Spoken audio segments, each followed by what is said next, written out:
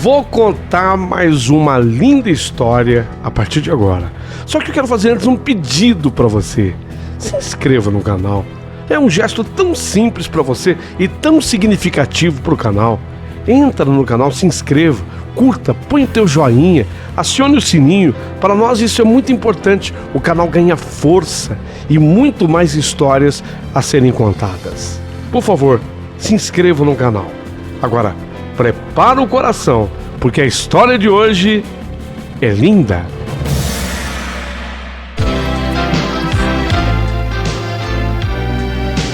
Rádio Emoção. Paulinho Boa Pessoa. A verdade de cada um.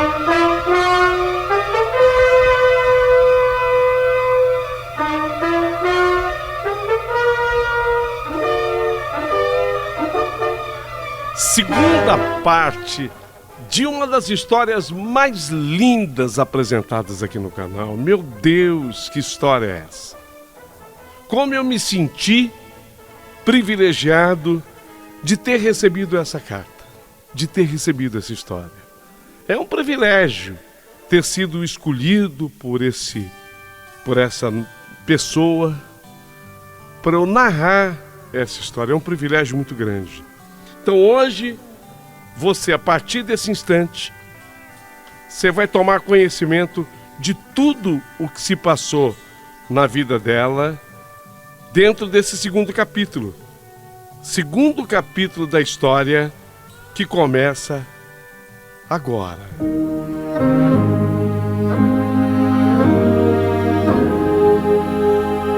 Ah, meu amigo.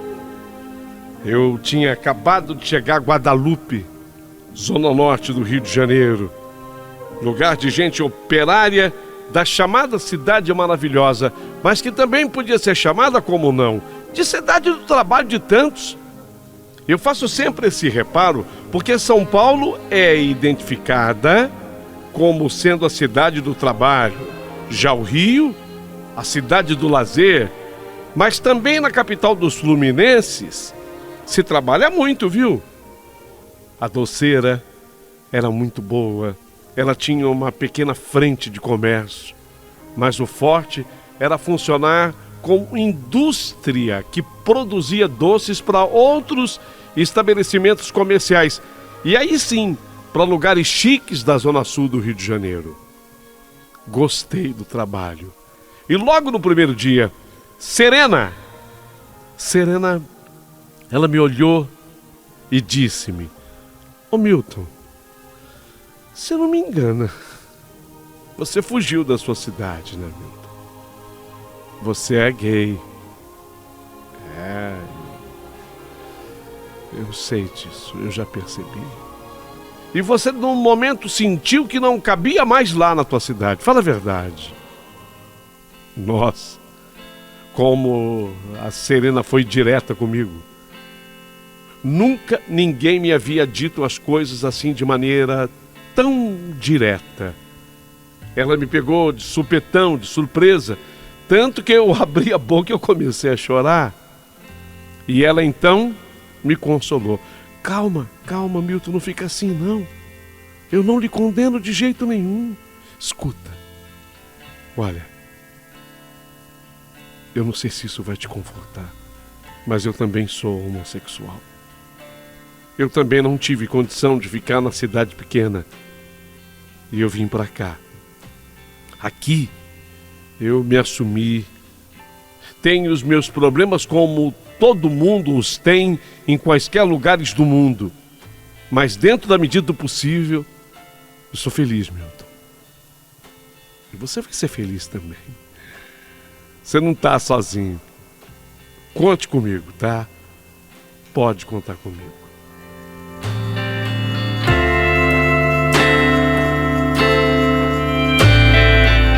Também era tudo isso que eu precisava ouvir.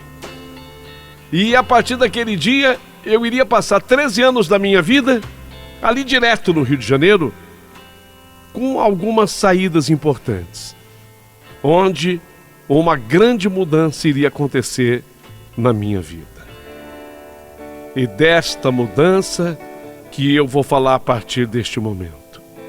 Então o que fiz? Arregacei as mangas e mergulhei no trabalho. A vida da gente é mesmo assim. Se falta de um lado, e todo mundo tem uma falta de um lado, né? Se falta de um lado, a gente compensa do outro.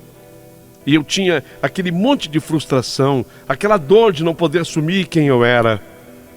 Aqui faço um parênteses, quero pedir a atenção das pessoas, porque acontece comigo e com todos os gays.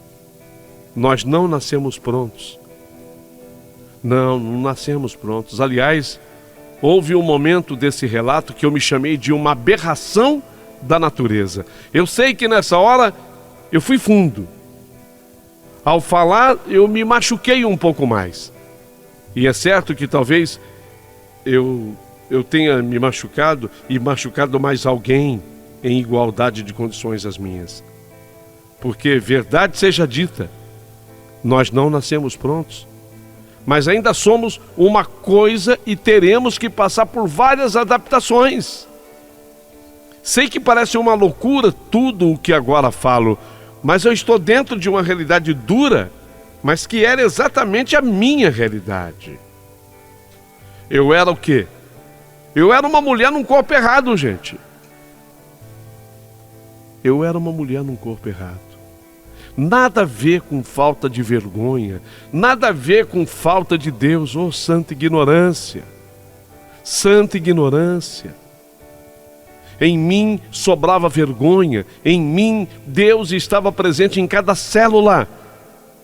Mas havia algo que destoava do chamado normal.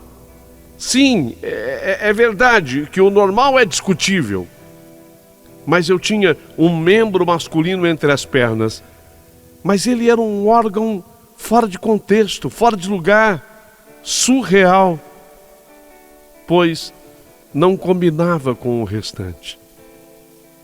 A minha cabeça, a minha alma eram femininas. Tanto é verdade que eu acabava de abandonar minha terra, a minha gente, por causa de uma paixão, de um amor que não podia ser. Afinal, como podia? Eu, Milton, amava o Renato? Um homem amando o outro? Tem gente que só enxerga assim, não consegue desviar o olhar, sequer um pouco, só enxerga esse erro. Tem gente que não tem a menor sensibilidade para discutir esse sentimento que é tão amor quanto qualquer outro amor do mundo e da vida. Esse tipo de gente te culpa por tudo, e até por sentir um amor que ele classifica como impuro, tão somente porque foge do que se considera lógica. Mas afinal, que culpa eu tinha? Que culpa eu tinha? Não havia outro Milton. Eu jamais me vi diferente do que eu era. Eu não fazia tipo, eu não era modinha. Tá na moda agora ser gay, eu vou ser gay. Não tem nada disso, gente. Eu nasci assim. Que sujeito imbecil seria eu? Arrumando essa trolha de problema para mim? Que imbecil eu seria? Eu tinha que resolver essas questões. Ninguém podia resolver esses problemas por mim. Isso não existe. Seria até cômodo, mas não tem essa de ninguém resolver os seus problemas.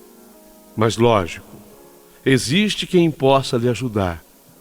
E era em busca desse lugar, dessa ajuda que eu tinha vindo. Não havia sido orientado, tinha sido único e tão somente por pura intuição. Desde que vi Serena na casa da sua irmã Selma, eu senti que aquela mulher poderia me ajudar. E foi assim que, diante da grande dor que eu senti, eu saí da minha terra e fui ao seu encontro. Eu não sabia, mas ela também era homossexual e se disse disposta a me auxiliar.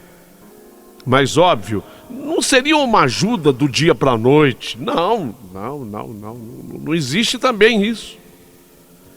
Vou te ajudar hoje à noite, amanhã está tudo resolvido. Isso é mentira, não existe. Mas seria sim uma ajuda trabalhada, vivida no dia a dia. Então, mãos à obra. Eu teria que compensar com a minha força de trabalho, e eu comecei com tudo, e eu levava jeito para a coisa da confeitaria.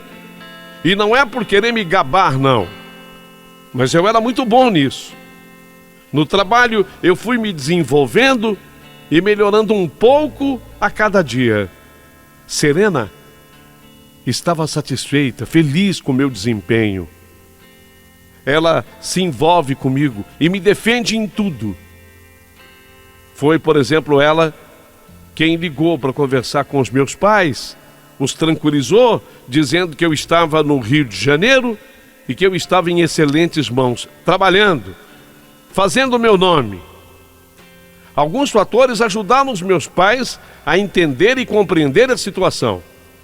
Quando eu vim embora, a minha irmã, caçula, dela eu não falei ainda, mas eu falo agora. Quando eu vim embora da minha cidade para o Rio, a minha irmã caçula tinha somente 2 aninhos, Priscila. Era uma menina linda, muito diferente de mim. Ninguém jamais me disse nada, mas eu entendia que meu pai Saulo não tinha motivos para ter orgulho de mim. Se lembram? A cidade inteira dizia que o filho do Saulo era uma menina, era uma mocinha, era um viadinho. Lógico que aquilo chegava aos ouvidos do meu pai. Ele silenciava, nunca tocara nesse assunto comigo. Era um homem conservador demais para discutir essa condição com o próprio filho, mas lógico que ele também sofria com isso tudo. Então, de certa forma, a minha saída, da forma como aconteceu, acabou representando um alívio para ele. E tudo aconteceu num momento em que ele e minha mãe finalmente conseguiram. Desde o meu nascimento, que o casal tentava outro filho, mas o meu parto foi muito difícil. Eu nasci sob fórceps, o útero de minha mãe foi ferido, foi machucado, e em virtude disso, ela não conseguia mais engravidar, e quando conseguia, acabava sofrendo abortos espontâneos. Foi a vida inteira assim. Só no dia que eu fiz 15 anos, eu soube que finalmente mamãe havia emplacado uma gravidez que já caminhava a bom termo para o seu final. Foi quando nasceu Priscila, a minha irmã. Priscila veio linda. Eu, que já não tinha tanta atenção por parte deles, passei a ter menos ainda. Eles se envolveram com o bebê. Não reclamei, eu até gostei. Eu tinha pena da minha mãe e do meu pai por terem um filho como eu. Agora, com o nascimento da Priscila, eles tinham um grande e bom motivo de preocupação. Eles se derramavam em carinho e atenção para com a minha irmã, o bebê, o nenê. Foi aí que eu sofri a grande decepção da minha vida com o Renato. E aí, resolvi fugir, sair de casa. A minha irmã estava com 2 anos quando o fiz. Foi um facilitador para mim. Eles estavam grudados, ligados nela, preocupados com a menina, e não perceberam que eu havia preparado uma viagem. Quando a Serena então ligou para comunicar onde eu estava e com quem eu estava, como eu estava, doeu menos para eles, deu para entender? Doeu menos. Talvez tenha doído um pouco para minha mãe, talvez, mas para o meu pai, sei lá. Eu acho que foi até um alívio, sabe, para o meu pai. Ele se livraria daqueles comentários maldosos e poderia agora se dedicar à sua menina Priscila. Está vendo como Deus é bom? Deus é maravilhoso. Como Deus é bom. Ele dá um jeito para tudo, tudo se encaixa. Enquanto os meus pais se preocupavam com a Priscila, eu, a mais de 700 quilômetros dali, me preocupava com o meu trabalho, o confeiteiro e os seus doces. E deu certo. A freguesia da Serena cresceu, a clientela da Serena cresceu muito com a minha presença. Os doces dela passam a ser diferenciados. Meu acabamento com os meus enfeites, meus desenhos. Passamos a atender muita gente, atendíamos estabelecimentos comerciais e clientes particulares. O faturamento de Serena cresce muito. E eu nunca invejei por isso. Ao contrário, eu torcia por ela, eu gostava demais dela. Ela percebe isso e jamais me decepcionou. Tanto que, depois de 6 anos que eu estava no Rio, Serena me fez seu sócio. Ela reconhecia o meu trabalho e que o seu crescimento só foi possível graças ao meu talento. Não falo assim querendo demonstrar arrogância, mas o digo porque a própria Serena o dizia. Foi ela que incutiu na minha mente, na minha cabeça, que eu deveria fazer aquele curso. Caramba, você acha mesmo, Serena? Você acha que eu devo fazer o curso? Lógico, você tem que fazer o curso de qualquer jeito, Milton. Um cliente nosso, Antoine, um francês. Antoine era um francês radicado no Rio de Janeiro, dono de uma loja muito chique, uma loja de doces, que ficava à rua Visconde de Pirajá, no bairro de Ipanema, bem junto à linda praia de Ipanema. A Visconde de Pirajá abrange todo o bairro e liga Ipanema ao Leblon. Trata-se de um endereço muito chique também no Rio. Antoine, o francês, me considerava um artista da confeitaria. Ele achava que eu merecia fazer aquele curso de confeitaria. Segundo ele, o melhor curso de confeitaria do mundo.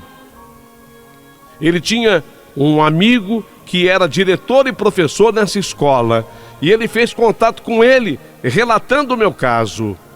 Lenotre é o nome do curso. Lenotre, França, Paris. A mais famosa e desejada escola de confeiteiros do mundo, Lenotre.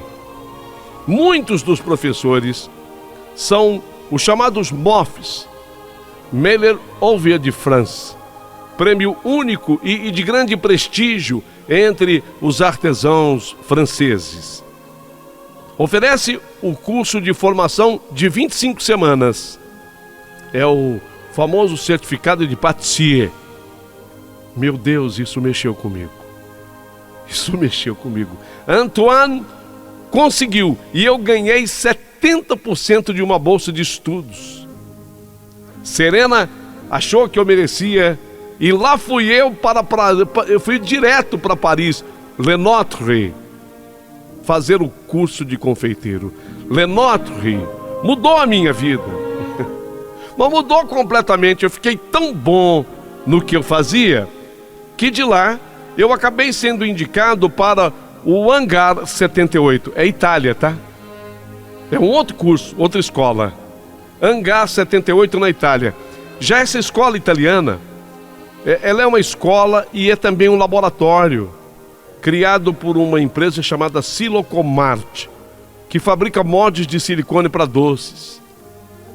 Nossa, é uma escola que quem trabalha com confeitaria tem que um dia pelo menos passar lá, ir lá um pouquinho. Nesse lugar na Itália, eu fiz uma imersão de 3 meses com grandes chefes nos módulos confeitaria clássica, moderna e francesa. Massas levedadas, gelateria, confeitaria para food service e eventos. E também fiz de chocolateria. Só que nessa escola, trabalhando com silicone como molde, eu acabei descobrindo que o silicone é capaz de tudo. Eu trabalhando com silicone nessa escola de confeiteiros, eu acabei descobrindo que o silicone é capaz de tudo, molda tudo. Os mais variados desenhos, bichinhos, paisagens inteiras. E por que não? Se fazia aquilo com os doces, o que não seria capaz de fazer com o corpo humano? Desde que fosse o silicone especial apropriado para o uso humano.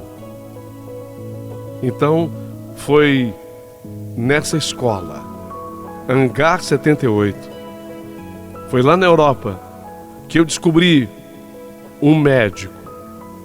Eu descobri o Dr. Jacob. Ele era especialista nesse tipo de cirurgia.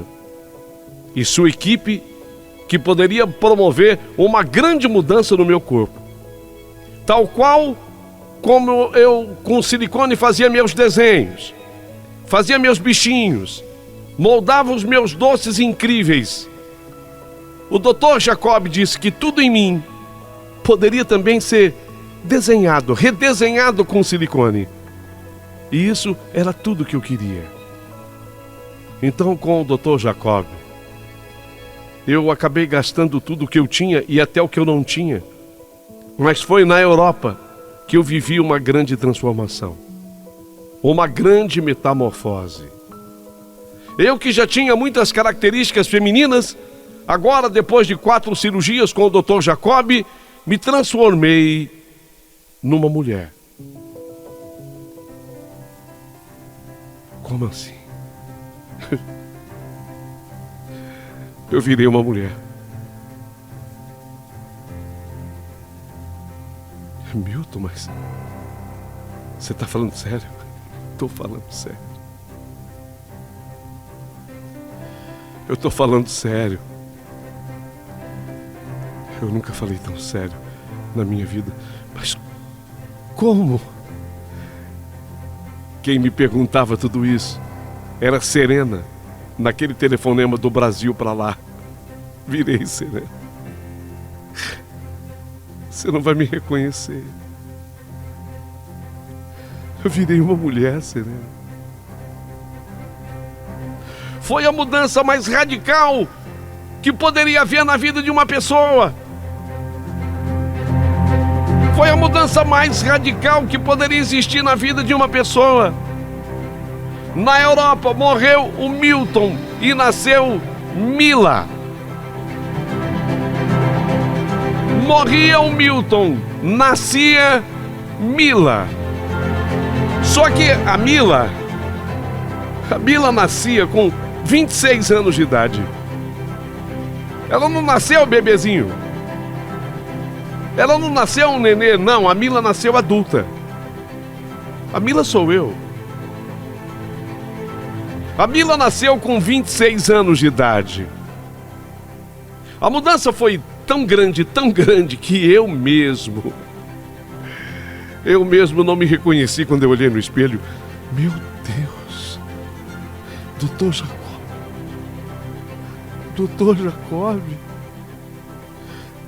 o senhor é um artista, o senhor fez isso?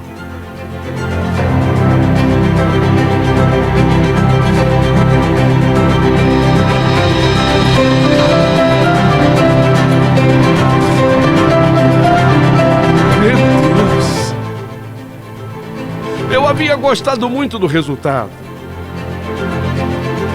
Mas apesar de ter gostado muito do resultado, eu me assustei com o que vi, porque afinal eu era outra pessoa. Agora observa você. O que é o destino? Observa o destino comigo. A confeitaria, os doces, os enfeites me levaram a ser quem eu sempre quis ser. Uma mulher. Se não fosse a confeitaria,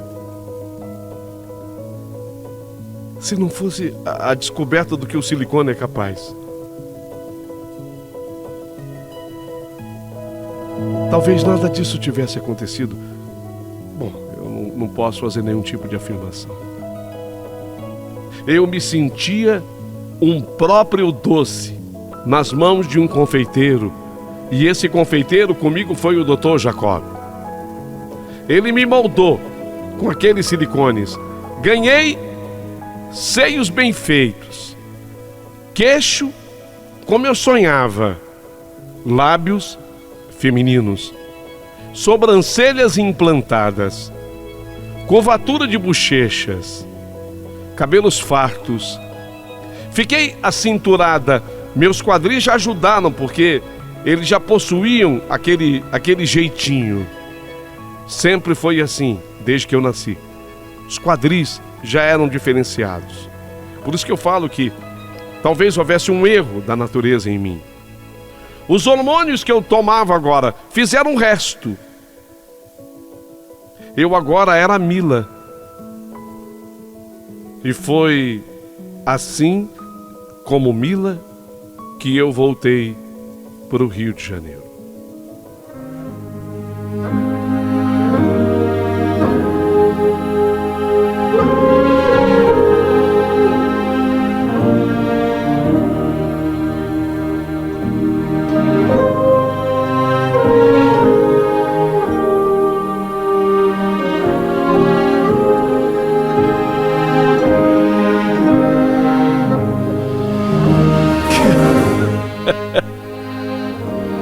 Sou eu, Serena. Meu Deus. Eu não te conheci. Não vai errar agora, só a Mila, hein? Mila. Adorei, Mila. Você tá linda, Mila. Para que vocês entendam. A Serena brincou comigo. Se você quiser, nós podemos namorar agora, Mila.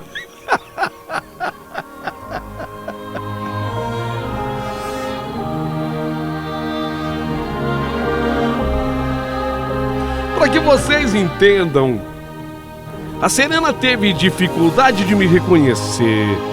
E o mesmo aconteceu com Antoine. E com tantos outros que eu conheci no Rio. Mais do que nunca, eu agora precisava trabalhar, porque nada disso custa barato. E à época não havia nenhum tipo de ajuda para quem precisasse fazer esse tipo de cirurgia. Diga-se de passagem, eu apoio totalmente o SUS em ajudar hoje quem precisa desse tipo de tratamento e cirurgia. Trata-se de saúde pública. Mas na minha época eu não tinha isso. Mas tudo correu por minha conta. Lógico que com a ajuda desses estimados amigos. Como Mila, a minha vida ganhou um outro sentido. Outra motivação e outra movimentação também.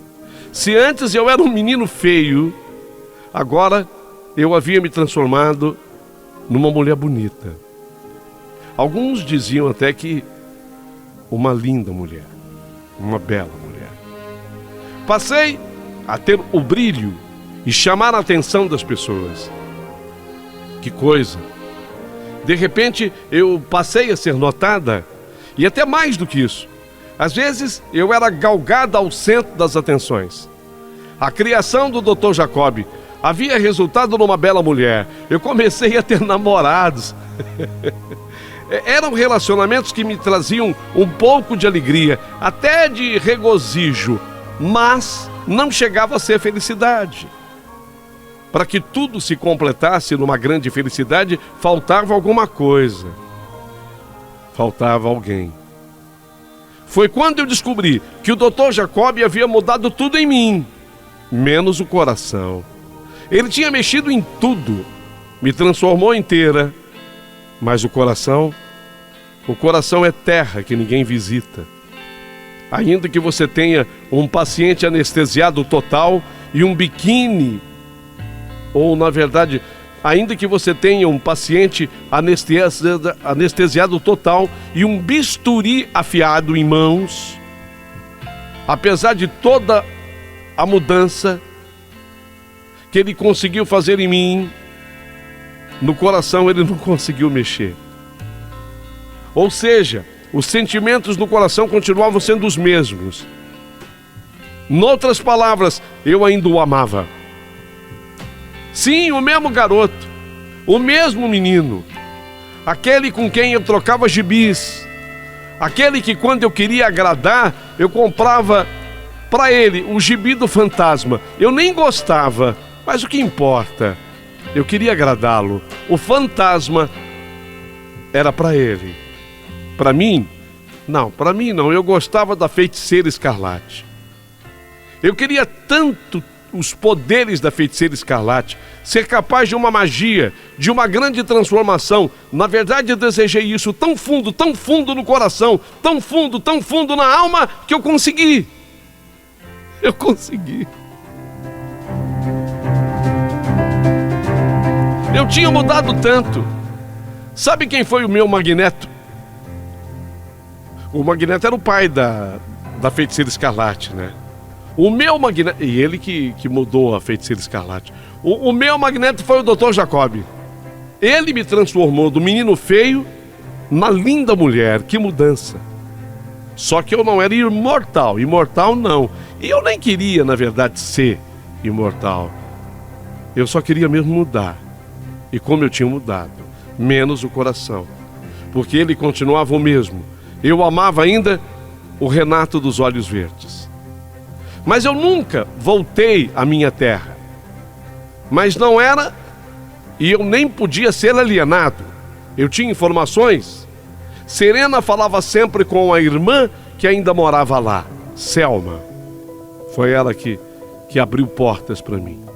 Notícias não faltavam. Renato, eu soube, havia se separado. Não deu certo o casamento dele. Nem casou com aquela moça que me causou tão profunda dor. Casou com outra. Muitas namoradas depois. Mas não deu certo. Ele estava sozinho.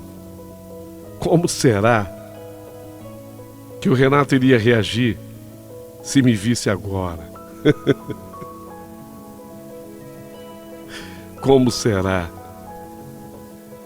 Será que ele me reconheceria? Ah, duvido. Duvido.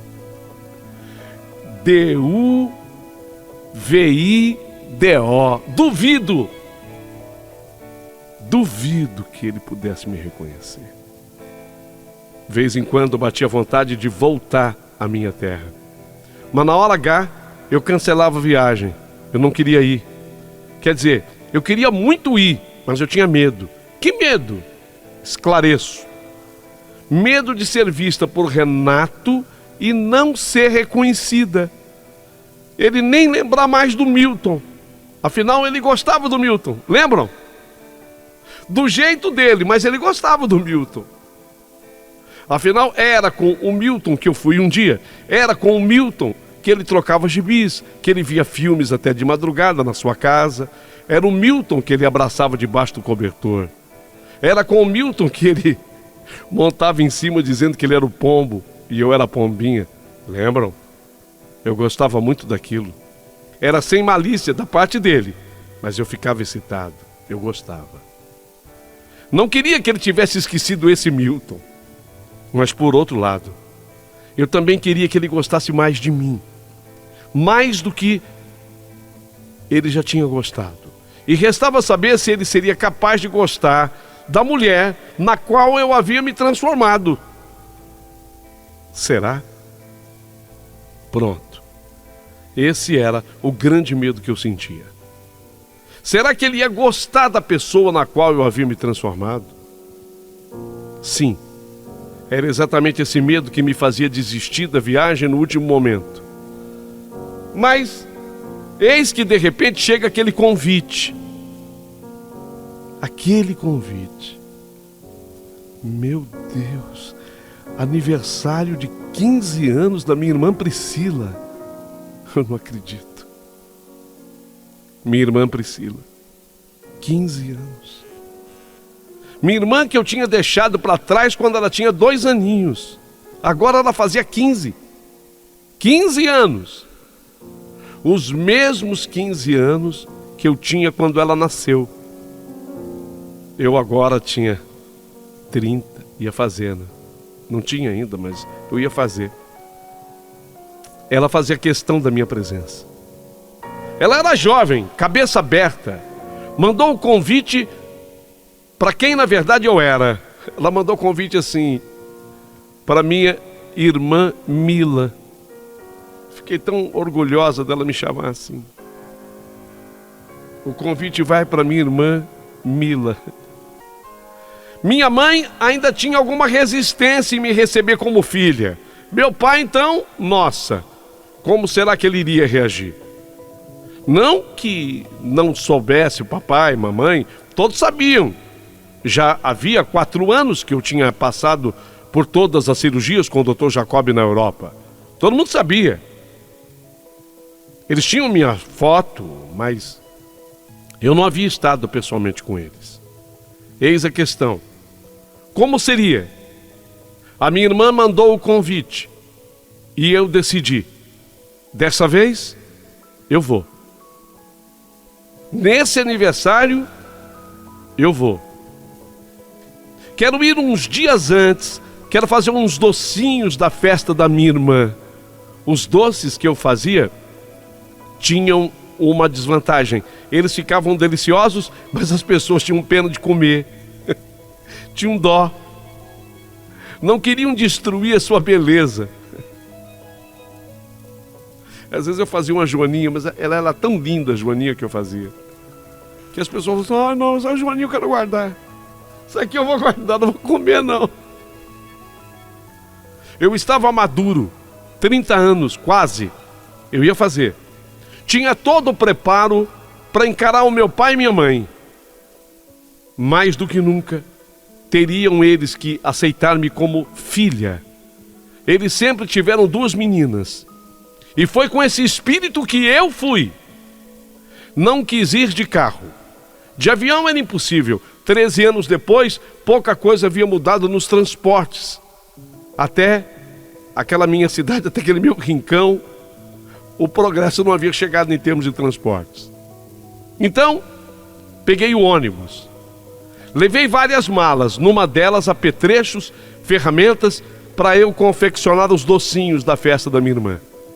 Serena, minha inseparável amiga, me levou na rodoviária do Rio, me abraçou, me desejou boa sorte. Sabia que eu precisava de toda a sorte do mundo.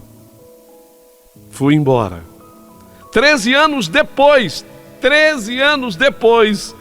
cheguei na minha cidade. Ninguém me reconheceu. Nem era possível.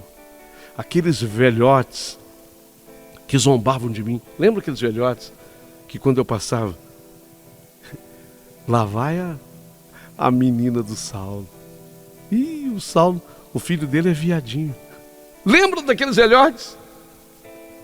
Aqueles velhotes me viram passar, mas olhavam agora para a moça bonita que acabava de chegar. Cheguei a escutar dos mesmos velhotes: nossa, quem é? Rapaz, que mulher bonita, quem é? Quem é a bonitona aí? Quem é a bonitona? Eu ria por dentro.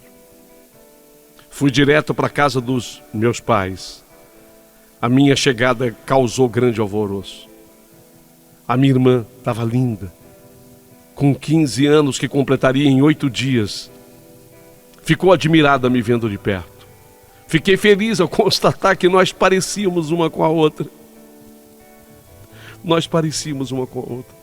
Mas era perceptível, meu pai deslocado, a minha mãe também. Eu sabia que eu precisaria de um tempo, tanto para mim quanto para eles. Mas ninguém me reconheceu na cidade, ninguém. Será que quando o Renato... E quando o Renato me visse? Sim, eu tinha ido para a festa de 15 anos da minha irmã. Eu iria preparar os docinhos para ela. Mas eu tinha ido para tudo, com tudo. Será que quando o Renato me visse, o que será que ele ia sentir?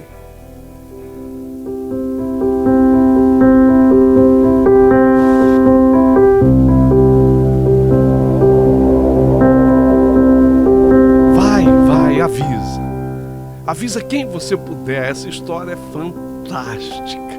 Essa história é demais. Você não vai perder amanhã aqui nesse canal, nesse mesmo horário, a terceira parte dessa história. Avisa, compartilhe. Vai valer muito a pena. Eu, sinceramente, já recebi muitas cartas, mas essa aqui, privilégio muito grande. Amanhã, nesse mesmo horário, uma história que se torna imperdível.